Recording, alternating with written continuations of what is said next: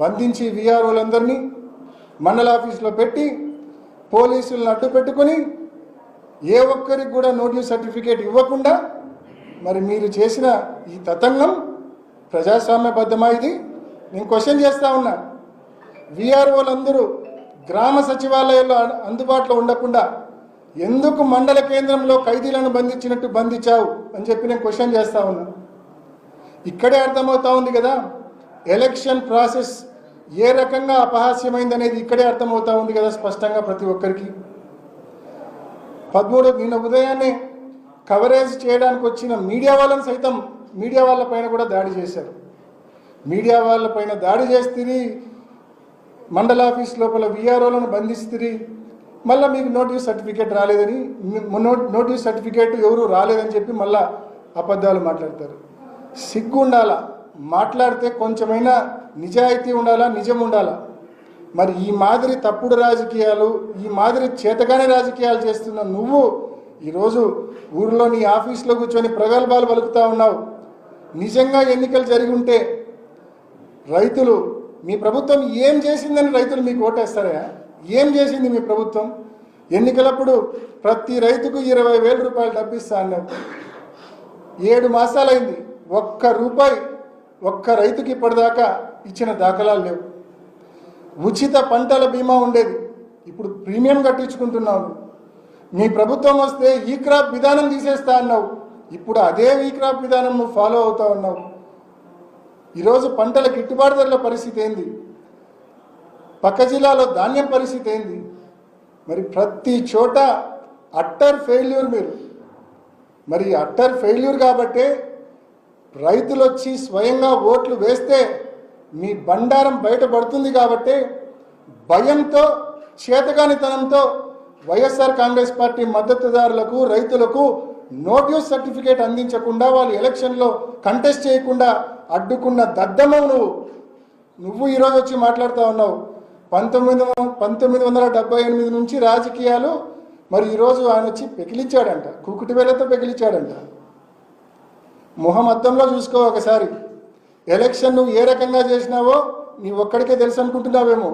పులివెందుల్లో ఉన్న ప్రజలు, రైతులు, వైఎస్ఆర్ కాంగ్రెస్ పార్టీ నాయకులు ప్రతి ఒక్కరు కూడా గమనించారు నువ్వు ఎన్నికలు ఏ పద్ధతిలో చేశావు. ఇంకా చెప్పాలంటే పక్కనున్న జమలమడుగు నియోజకవర్గం ఉంది. జమలమడుగు నియోజకవర్గంలో రామసుబ్బారెడ్డి గారు, సుధీర్ రెడ్డి గారు కూడా సిన్సియర్గా నీటి సంఘం ఎన్నికల కోసం పనిచేశారు. మరి అక్కడ కూడా మీరు చూస్తే నిన్న ఒక వీడియో ఫుటేజ్ కూడా రోజంతా సర్క్యులేట్ అయింది. వీఆర్ఓలందరినీ ఒక వెహికల్లో ఎక్కించుకొని మరి తీసుకొని పోయి దేవగుడిలో ఉదయం నుంచి రాత్రి దాకా పెట్టుకున్నారు. నిన్న ఉదయం నుంచి రాత్రి వరకు మరి వీఆర్ఓలందరినీ దేవగుడిలో బంధించిన మాట వాస్తవమా కాదా? మరి ఇవి కదా దద్దమ్మ రాజకీయాలు, చేతగాని రాజకీయాలు. ఎక్కడ వీఆర్ఓలు గ్రామ కార్యాలయాల్లో అందుబాటులో ఉంటే ఎక్కడ నోటీస్ సర్టిఫికేట్ రైతులకు ఇస్తారో, ఎక్కడ పోటీ వస్తుందో, పోటీ వస్తే ఓడిపోతామనే భయం ఇది కాదా అని చెప్పి అడుగుతా ఉన్నా నేను. ఇవన్నీ తప్పించుకోవడం కోసం కన్వీనియంట్గా వీఆర్ఓలందరినీ జైల్లో ఖైదీలను బంధించినట్టు బంధించి నోటీస్ సర్టిఫికేట్ ఏ ఒక్కరికి రాకుండా చేసి ఎవరు కంటెస్ట్ చేయకుండా చేసుకొని ఈరోజు దీన్ని గెలుపని చెప్పుకుంటున్నావే, ఇంతకంటే సిగ్గుచేటు ఉంటుందా అని చెప్పి నేను అడుగుతా ఉన్నా. కాబట్టి ఇటువంటి దిక్కుమాలిన రాజకీయాలు పక్కన పెట్టు. పోలీసులను, రెవెన్యూ అధికారులను అడ్డం పెట్టుకొని చేసే దద్దమ్మ రాజకీయాలు పక్కన పెట్టు. ప్రజాస్వామ్యబద్ధంగా నడుచుకోమని చెప్పి తెలుగుదేశం నాయకులకు హితువు పలుకుతా ఉన్నా. Thank you.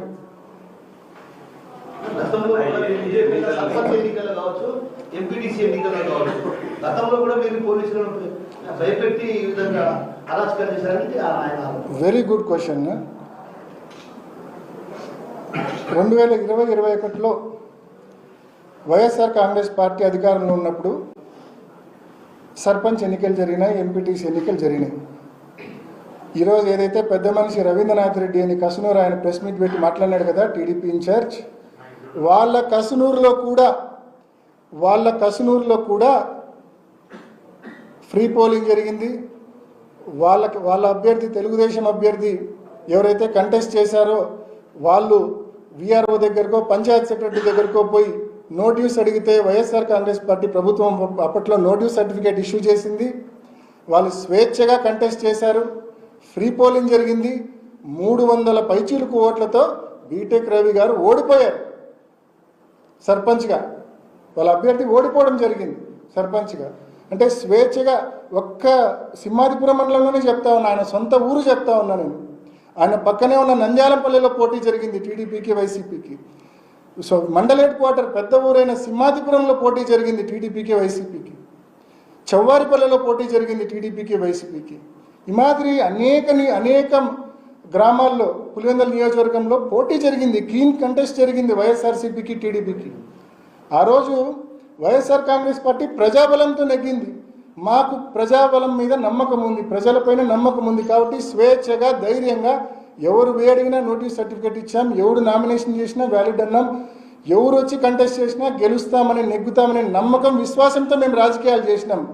ఈ మాదిరి నిలబడే అభ్యర్థులకు నోటీస్ సర్టిఫికేట్ అందకుండా చేసే దద్దమ్మ రాజకీయాలు ఏ రోజు చేయలేదు, ఏ రోజు చేయబోము కూడా మేము.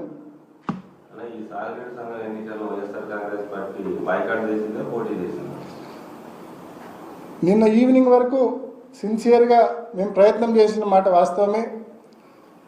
ఎక్కడే కానీ నోటీస్ సర్టిఫికేట్స్ రాకుండా వీళ్ళు ఏ రకంగా వీఆర్ఓలను ఖైదీలుగా బంధించుకొని పోలీసులను అడ్డం పెట్టుకొని మరి ఎప్పుడైతే నోటీస్ సర్టిఫికేట్స్ రాకుండా చేశారో, notice certificate is minimum criteria.